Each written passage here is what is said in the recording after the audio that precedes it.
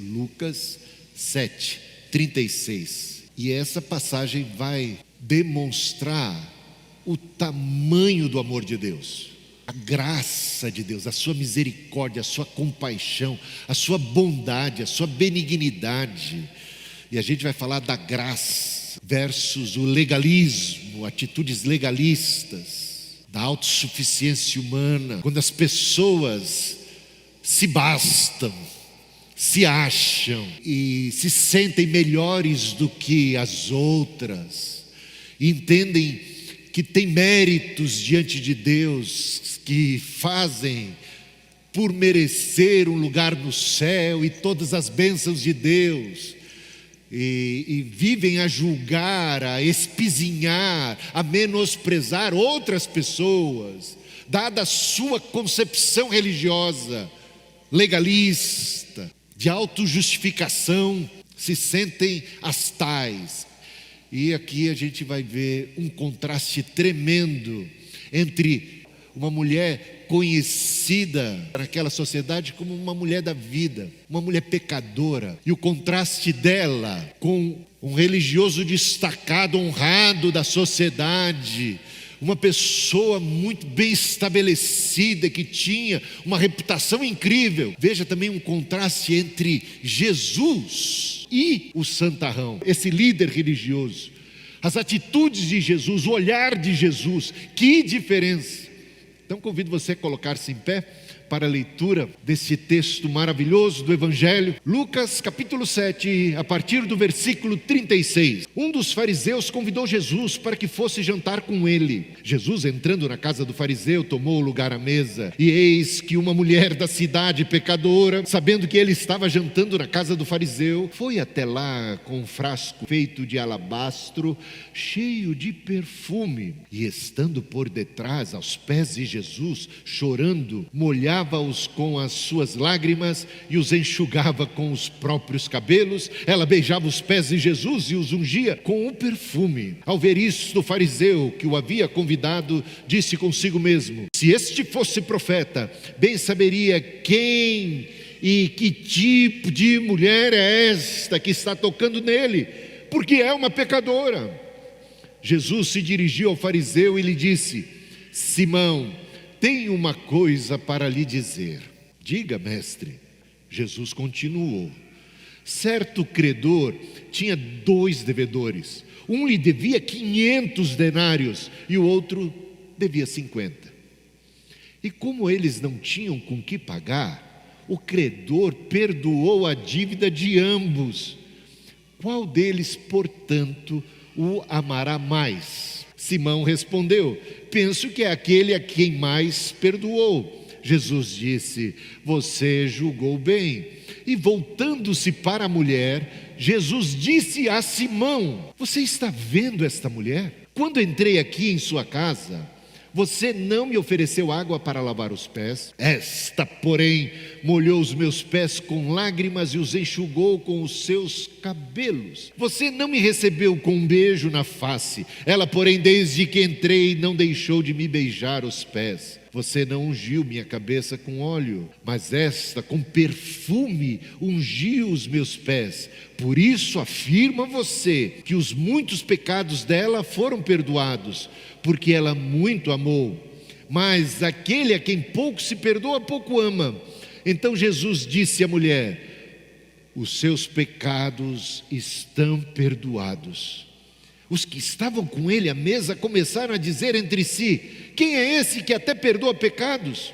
Mas Jesus disse à mulher: a sua fé salvou você, vá em paz, vá em paz. Jesus tinha acabado de realizar alguns milagres poderosíssimos. Ele tinha ressuscitado o filho de uma viúva. A fama de Jesus se espalhou. Se você lê os versículos anteriores desse capítulo 7,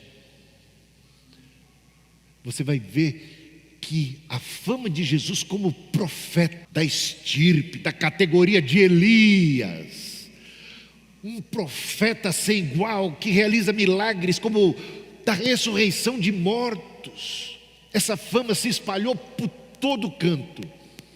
O fariseu ficou sabendo, mas repare bem que o texto que antecede exatamente a essa história fala de João Batista. Os publicanos, os pecadores e pecadoras vinham arrependidos até João Batista para serem batizados, mas os fariseus não.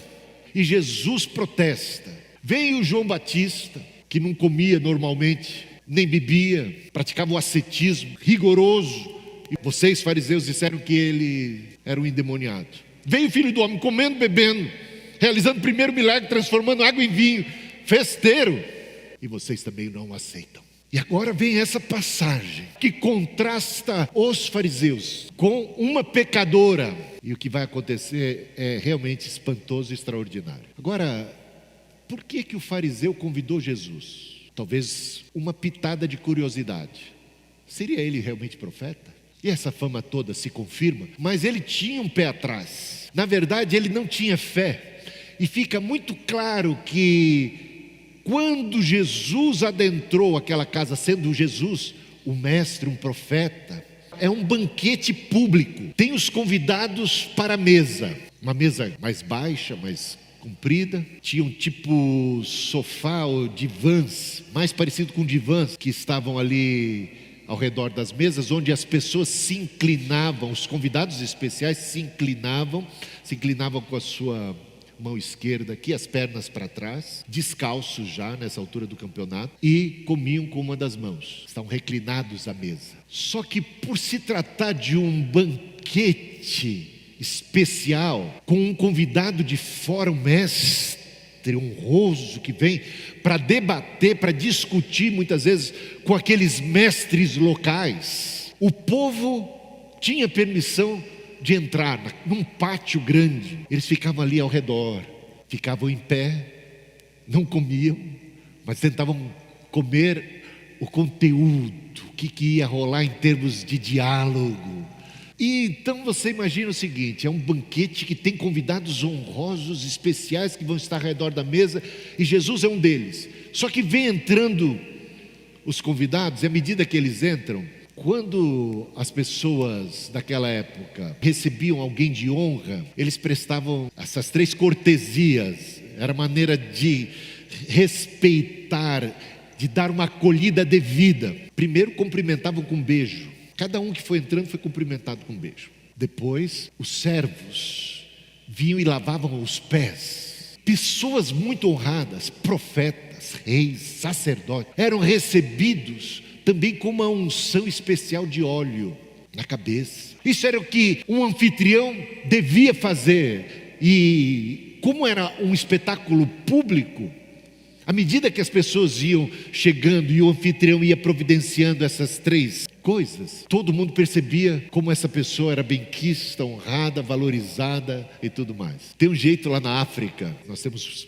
igrejas metodistas livres muito fortes na África. Então quando a gente chega lá, tem um costume, que é o seguinte: a gente estranha. Então, eu sou bispo aqui do Brasil, digamos, sou um convidado especial, chego lá na África. O bispo do país me toma pela mão e anda comigo de mãos dadas para todo canto. É interessante essa questão cultural.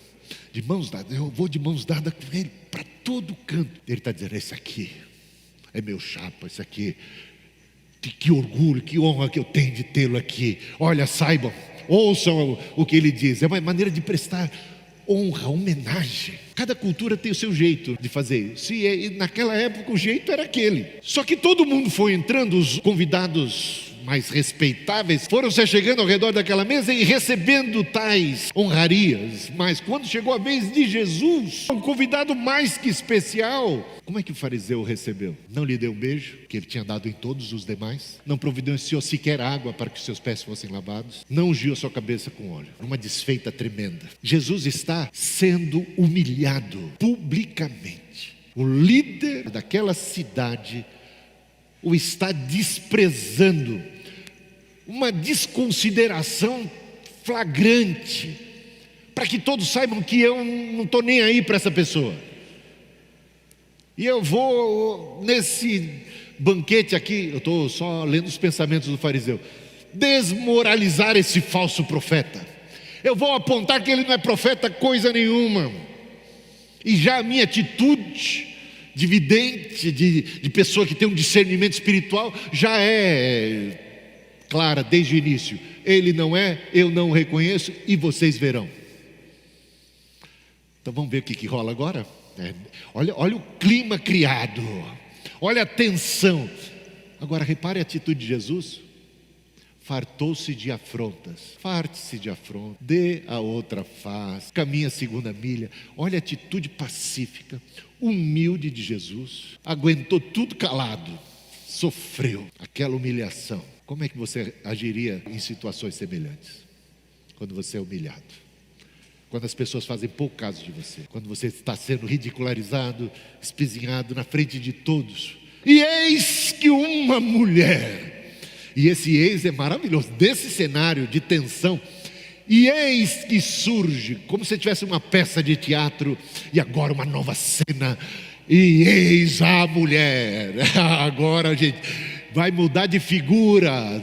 Essa mulher que, ao saber que Jesus estava nesse banquete, foi até lá com um vaso precioso de perfume caríssimo, porque ela quer honrar a Jesus, ela quer derramar o seu perfume de alto valor aos pés de Jesus. Possivelmente ela já teve algum episódio dias atrás com Jesus naquela cidade, onde ela encontrou o perdão, onde ela encontrou a graça, onde ela encontrou a misericórdia, onde ela encontrou a salvação. Vamos supor que essa mulher fosse aquela pega em adultério. Vamos supor. Algo parecido deve ter acontecido com ela. Uma mulher pega em adultério é colocada diante de Jesus e as pessoas com pedras em suas mãos. E Jesus diz: quem não tem pecado que atire a primeira pedra. E diz para ela: eu também não te condeno. Vai, não peques mais.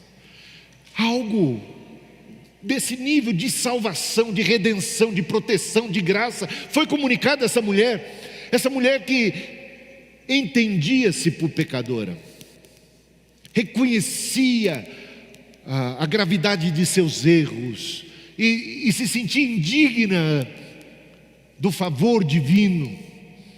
De repente é contemplada pela graça, pelo perdão, pelo amor, e ela fica maravilhada, encantada. E agora ela tem a atitude de querer agradecer e externar todo o sentimento, a sua devoção, o seu amor, de uma maneira pública e até mesmo extravagante. Repara bem o seguinte: ela possivelmente entrou naquele banquete, estava como os demais, acompanhando e vendo tudo, esperava que o banquete terminasse para que pudesse ter uma conversa com Jesus e expressar seu amor, penso eu. Mas quando ela viu Jesus sendo desprezado, quando ela viu que o anfitrião negou o beijo, e negou a água para lavar os pés, e negou o óleo para a cabeça, ela falou assim: meu Senhor não pode ser desonrado desse jeito, Ele merece toda a honraria. E ela foi, sabe, um impulso da gratidão, do amor e da devoção. Ela se aproximou de Jesus, se aproximou de uma mesa para a qual ela não tinha sido convidada. Ela foi ousada. Os pés do meu Senhor estão empoeirados. E ela, de gratidão, esse choro dela é um choro tão intenso. Imagina quantas lágrimas não foram derramadas. Esse choro é uma mistura de arrependimento, de uma gratidão tremenda, de também um sentimento de indignação pela maneira como Jesus está sendo tratado por aquele anfitrião de meia pataca, que está ali humilhando a Jesus. E ela chora, derrama suas lágrimas. É o choro, é a água do coração, é a água que vem do seu, que brota do seu coração, agradecido, maravilhado e de muito amor por Jesus. E ela derrama lágrimas aos pés de Jesus. E aí ela, mas os pés não podem ficar molhados, tem que ser secos. Ela sabia que se ela pedisse uma toalha, Jesus seria humilhado mais ainda, porque o anfitrião não ia providenciar a toalha. E ela toma uma atitude que naquela época era chocante, porque as mulheres só andavam de cabelos, elas tinham cabelos compridos no geral, mas só andavam de cabelos presos. Só no particular, só no privado, é que a mulher soltava os cabelos. E normalmente isso significava uma abertura ou um affair ou alguma coisa assim. Essa mulher sabe disso, e ela já é mal falada. Mas os pés de Jesus precisam ser secos. Ela não está nem aí porque os outros vão pensar. É o seguinte, eu vou improvisar uma toalha aqui, e é meu cabelo, e ela solta o cabelo e enxuga os pés de Jesus. Gente, isso foi por demais chocante. Só o fato dela estar agora tocando os pés de Jesus, e ainda com os cabelos soltos, isso foi drástico, chocante para aquela sociedade. E mais, ela não apenas tocou, secou, lavou e tudo mais com as suas lágrimas, ela agora não parava de beijar. Já que o homem não deu um beijo na face, ela não parava de beijar os pés. Não parava de beijar os pés. E essa atitude de beijar os pés era muito comum na antiguidade, quando você de repente se via, você é um plebeu, uma plebeia, se via diante do rei, do soberano. As pessoas se curvavam e beijavam os pés. Era essa atitude de submissão. Essa mulher assume de cara a atitude dos servos de lavar os pés. E agora ela reconhece Jesus como soberano. Ela beija os seus pés. É muito amor que ela está externando ali. E por fim, ela não se apresenta diante de Deus de mãos vazias. Ela é provavelmente judia, uma ovelha desgarrada da casa de Israel até então, mas que foi encontrada por Jesus, que conhece a palavra e que sabe pelas escrituras do Antigo Testamento que nós não devemos nos apresentar diante de Deus de mãos vazias, que a gente deve trazer ofertas ao Senhor. E ela levou a oferta de gratidão, oferta do seu amor, o que ela tinha de mais precioso. E ela abre aquele perfume caríssimo e agora derrama tudo aos pés de Jesus. O contraste é que o homem não derramou um azeite barato na cabeça de Jesus, como era de se esperar. Ela pega o que tem de mais precioso e derrama aos pés de Jesus. Tudo isso está rolando ali. E aí vem o fariseu. Gente, olha a atitude do fariseu, pensando lá na sua cabeça: já ficou escancarado aqui que ele não é profeta, porque se ele fosse profeta, saberia que mulher, que tipo de mulher é essa que o está tocando, e já teria repreendido a mulher e botado ela no seu devido lugar, e mostraria sim seu discernimento, visto que ele não é da localidade, ele não é da região. Mas ele não é profeta, porque ele não percebeu que a mulher é uma pecadora. Pensou ele no seu coração, já estava pronto o discurso para arrebentar a moral profética de Jesus. E aí é que Jesus toma a palavra. Dá uma olhada aqui, né? Jesus toma a palavra. A partir do versículo 40, Jesus se dirigiu ao fariseu e lhe disse: Simão, tem uma coisa para lhe dizer. Olha a educação de Jesus. Tem uma coisa para te dizer. Fala, mestre. Olha a hipocrisia da criatura. Fala, mestre. E aí Jesus conta a sabedoria de Jesus, a delicadeza, a maneira de falar. É uma coisa. O que o fariseu está acusando Jesus lá na sua cabeça, lá nos seus pensamentos? Ele não é profeta coisa nenhuma, não reconheceu que a mulher é uma pecadora. Só que Jesus vai provar, contando esta parábola, que ele é profeta sim, sabe quem é esta mulher e sabe também quem é ele, e sabe o que se passa na cabeça dele. E a parábola vou contar do meu jeito aqui, traduzindo aí parafraseando aí para o contexto atual. Então, um banqueiro tinha 2 devedores. Um lhe devia 500 moedas de prata. O outro lhe devia bem menos, 10 vezes menos, 50 apenas. A questão era que nem o que devia 500, nem o que devia 50 tinha como pagar. A despeito do tamanho da dívida, os 2 estavam na mesma condição, não tinham como pagar. Vendo o banqueiro, essa história de banqueiro aqui é difícil de engolir, né? Vendo o banqueiro que eles não tinham como pagar, perdoou-lhes a dívida. Isso não é muito comum aqui, né, no nosso mundo. Os agiotas perdoarem as dívidas assim, né? Não é muito comum isso. Esses credores serem tão benevolentes. Mas por acaso, este credor teve tal compaixão com os 2, perdoou a ambos.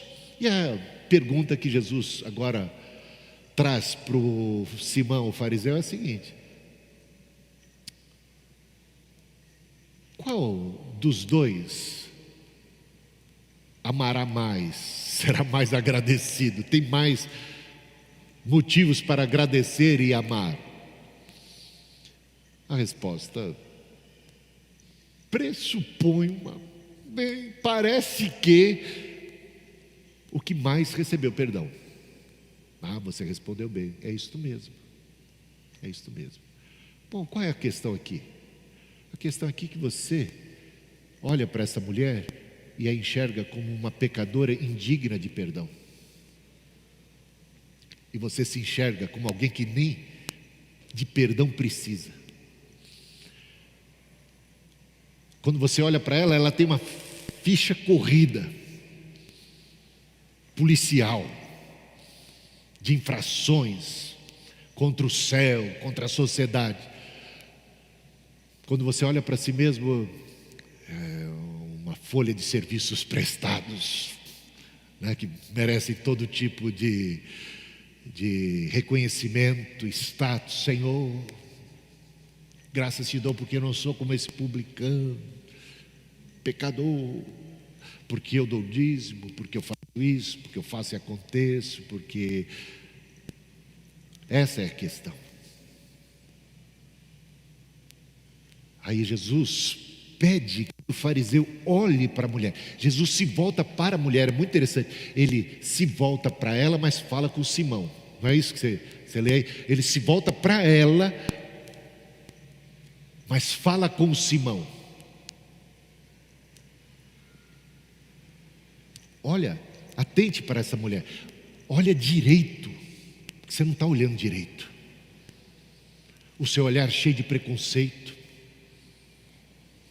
O seu olhar é um olhar de quem se sente por cima da carne seca, de superioridade. Olha para essa mulher, atenta bem, porque você acha que você tem o perdão de Deus e que ela não tem. Mas olha para ela, ela está dando sinais de que ela é quem tem o perdão de Deus e você é quem não tem. É esse o contraste aqui. Jesus está demonstrando que ela, pelas suas atitudes, revela ter já recebido o perdão, enquanto ele, pelas atitudes, pelo desamor, pela falta de amor, revela nunca ter recebido perdão. É interessante. Olha para essa mulher. E aí o contraste. Eu cheguei aqui na tua casa, eu fui convidado por você e você não me recebeu com um beijo. Ela, desde que eu cheguei, não cessa de me beijar os pés. Você não me deu um beijo no rosto. Seria uma coisa meio de igual para igual, né? Ela está beijando os meus pés. Você não providenciou água para lavar os meus pés. No entanto, ela lavou com as lágrimas e enxugou com os cabelos. Você não me ungiu a cabeça com um azeite que não é lá tão caro assim. Ela pega o perfume mais precioso e derrama totalmente sobre os meus pés.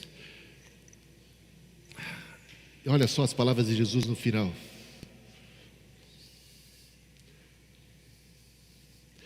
Por isso, afirmo a você, é o versículo 47, que os muitos pecados dela foram perdoados, porque ela muito amou. Mas aquele a quem pouco se perdoa, pouco ama. E eis aqui um versículo, uma fala de Jesus, que foi mal interpretada à torto e à direito. Essa fala de Jesus, gente, deu pano para manga. Porque uma interpretação falaciosa, enganosa, equivocada, seria o seguinte: a mulher foi perdoada porque amou muito. Ela foi perdoada porque ela praticou boas obras, ela lavou os pés de Jesus, ela demonstrou amor, então ela foi perdoada em decorrência disso. Mas isso contraria tudo o que Jesus está querendo ensinar aqui. Não foi isso que Jesus quis dizer. Jesus quis dizer que essa mulher está amando porque recebeu perdão. A parábola tem esta moral da história: quem muito é agraciado, quem muito é perdoado, muito ama.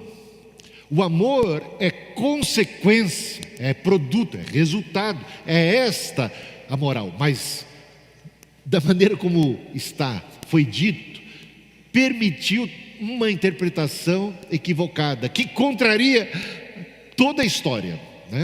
Então essa é uma interpretação que deve ser evitada. A outra, tão perigosa quanto, é a seguinte. Então é o seguinte, meus amados irmãos, aprendemos hoje que a gente tem que arrebentar a boca do balão em termos de pecado. Quanto mais a gente pecar, mais a gente vai receber perdão e mais a gente vai amar. Então talvez eu não esteja amando muito, porque eu realmente não pequei muito.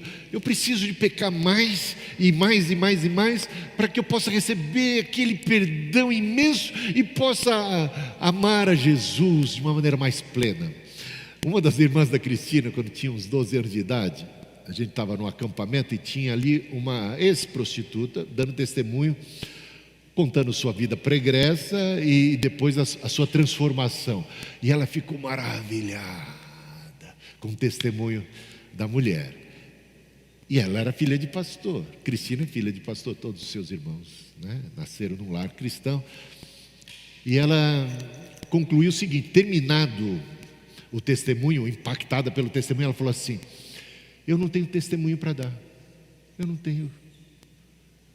Então o jeito é eu me prostituir, adulterar, pecar bastante, para poder depois ter o que contar. Eu não tenho o que contar. Eu preciso pecar bastante para poder. Ainda bem que alguém ouviu isso e conversou com ela direitinho, para ela não entrar nessa. Mas é o que Paulo, quando falava da graça, você pega lá Romanos, os primeiros capítulos de Romanos, e chega ali perto do capítulo 5 e tal, ele está falando muito da graça. E uma conclusão que as pessoas estão tendo a partir da mensagem da graça é: então vamos pecar, porque onde abundou o pecado, superabundou a graça. Então vamos pecar ainda mais, para que a graça seja ainda muito mais abundante.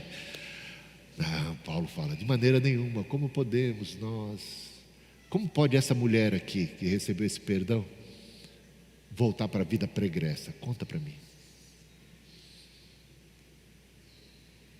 Quando você é alcançado pelo amor de Deus, pelo perdão de Deus, você é atraído a Ele.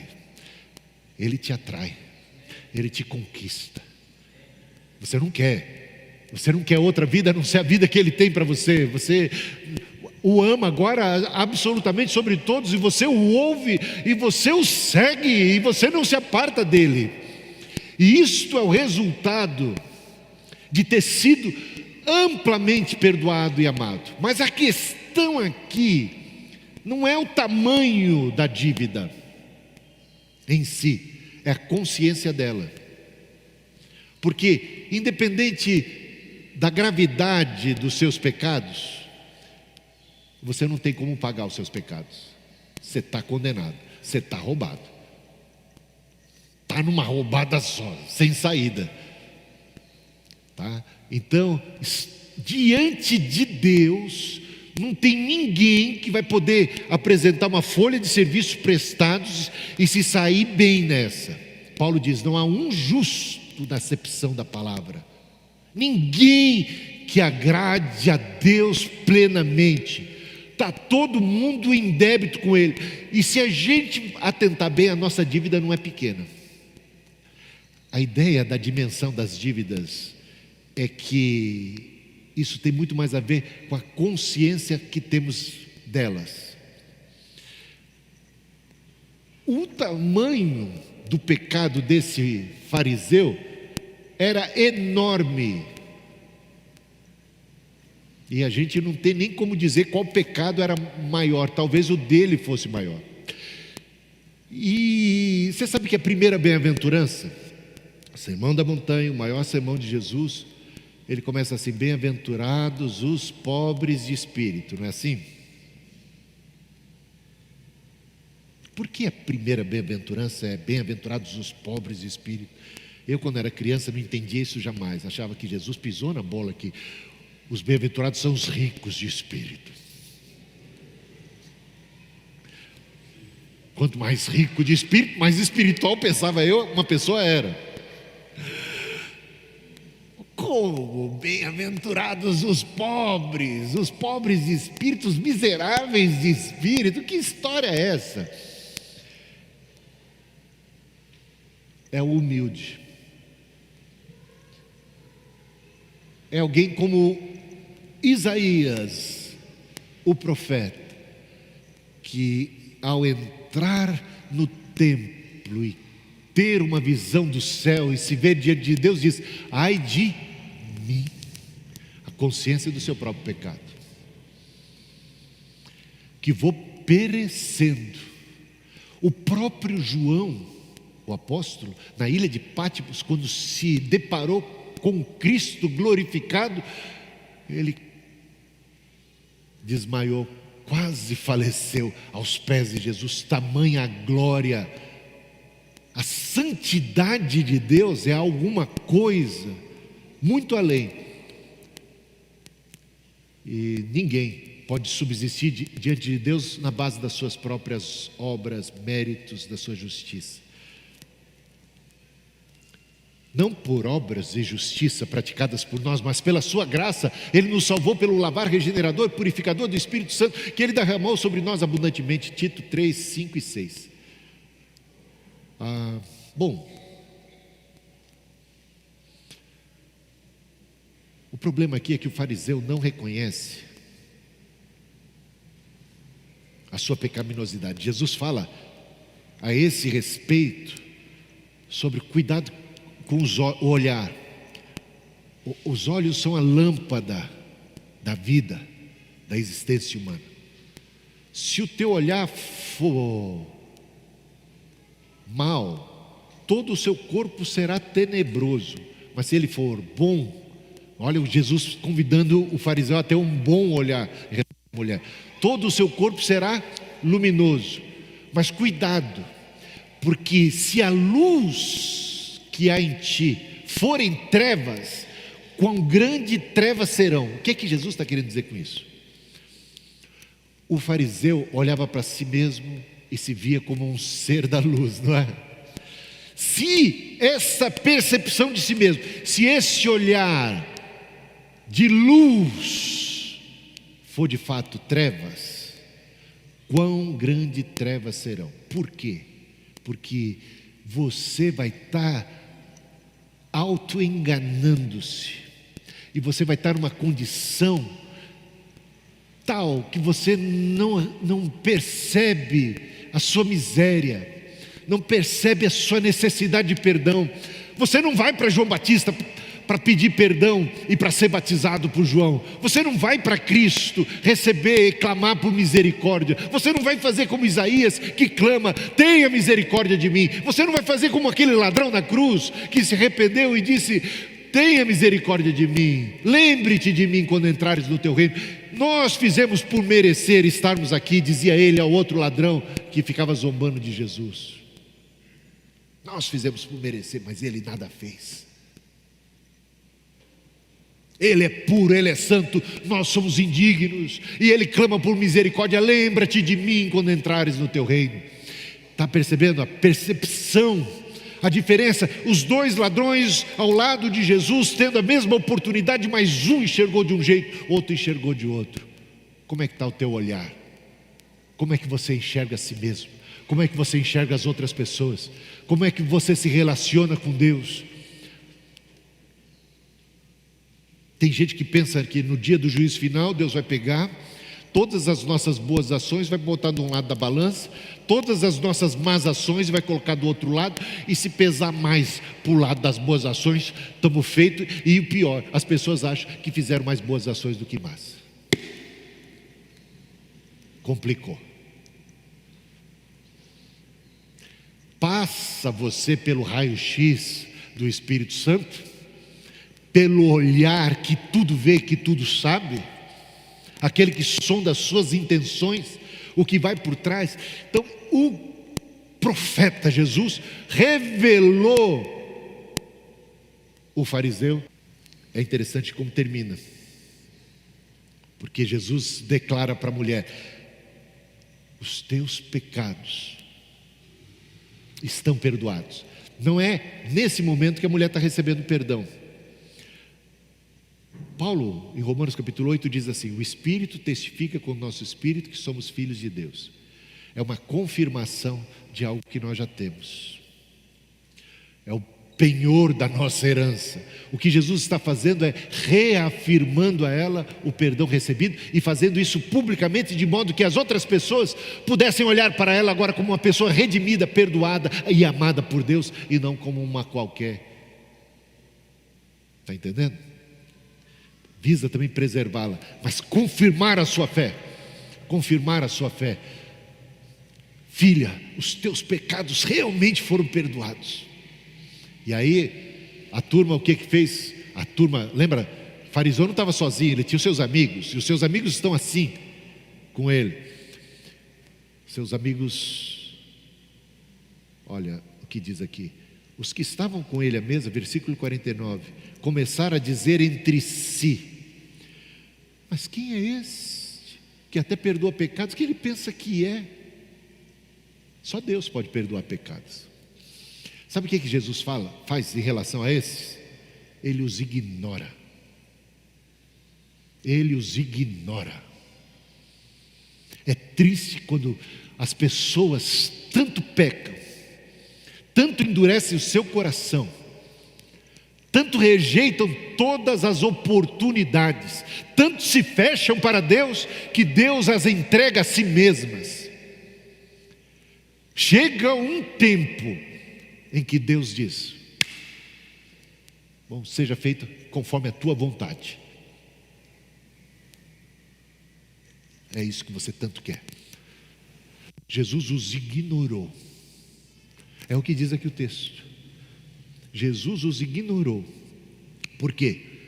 Porque enquanto eles estão ali confabulando, criticando a Jesus, Jesus se volta para a mulher. Mais uma vez ele se volta para a mulher. A sua atenção está nela, e ele diz para ela: a fé salvou você. Ele não diz as suas boas obras, o fato de você ter lavado os meus pés, toda... Não, a tua fé. Porque tudo o que você fez é resultado da tua fé naquele que te perdoa, da tua fé em mim. Eu tenho poder para te perdoar pecados, para te salvar, para lavar a tua alma. E você creu, e você recebeu isso com tanta alegria, e a tua fé te salvou, porque a tua fé foi posta no Salvador, no Redentor. Então vá em paz. Dava para fazer um sermão só sobre o vá em paz, mas eu não vou fazer outro sermão aqui não. Vá em paz. Ele abençoou essa mulher? Abençoou. Declarou perdão para ela? Sim. E para o fariseu? Nenhuma palavra de perdão para o fariseu. Não há perdão para quem não se arrepende. Não há perdão para quem não é humilde. Ele disse paz para a mulher. Ele declarou salvação para ela. Vá em paz. Esses aqui não vão ter paz. Gente, ninguém que se aparta de Deus, ninguém que faz pouco caso de Deus e Jesus, tem paz. Sabe aquele cântico de Maria magnífico? Cântico de Maria. Nesse cântico de Maria, Maria se sentindo agraciada, ela não se sentiu escolhida por mérito. É Maria cheia de graça. Ela foi agraciada, a mais agraciada dentre todas as mulheres. Ela recebeu a graça. E uma das frases de Maria é a seguinte, ali naquele cântico maravilhoso, ela diz assim, ela cita o Antigo Testamento, um texto do Antigo Testamento, e declara e canta: o Senhor Deus despediu de mãos vazias os ricos e fartou os pobres, os miseráveis, os famintos. O fariseu era rico, não apenas de dinheiro, não era essa a questão. Rico de si mesmo, rico de espírito, espírito altivo. Despedido foi de mãos vazias ele e todos os que com ele se achavam os tais. Mas fartou os famintos. Essa é uma mulher faminta, faminta de perdão. Eu sou pobre, diz o salmista, e necessitado, porém o Senhor cuida de mim. Fartou. Os famintos foram fartos. Foram satisfeitos, de mãos cheias, coração cheio de perdão, de graça e de salvação. E tem gente que acha que não precisa de Deus, que não precisa de perdão. Está rico, está satisfeito, sai da presença de Jesus de mãos vazias. Convido você a colocar-se em pé agora. Jesus alcançou as mulheres, alcançou os pecadores, alcançou os publicanos, e ele veio para os fariseus também. Para pensar, o fariseu convidou ele para comer, ele aceitou o convite? Aceitou. Eu fico pensando que se o Bolsonaro convidasse Jesus para comer, ele ia aceitar também, e um montão de lulista ia ficar indignado com Jesus. Mas se o Lula convidasse Jesus para comer, ele ia também. E aí era a vez dos bolsonaristas ficarem revoltados. Quando Jesus era convidado por Levi, o publicano, cobrador de impostos, ou por Zaqueu, o publicano, pecador, os fariseus ficavam horrorizados. Eu fico imaginando agora que Jesus está comendo na casa dos fariseus, os publicanos devem falar: mas como? Jesus mudou, virou bandeira, está do lado deles.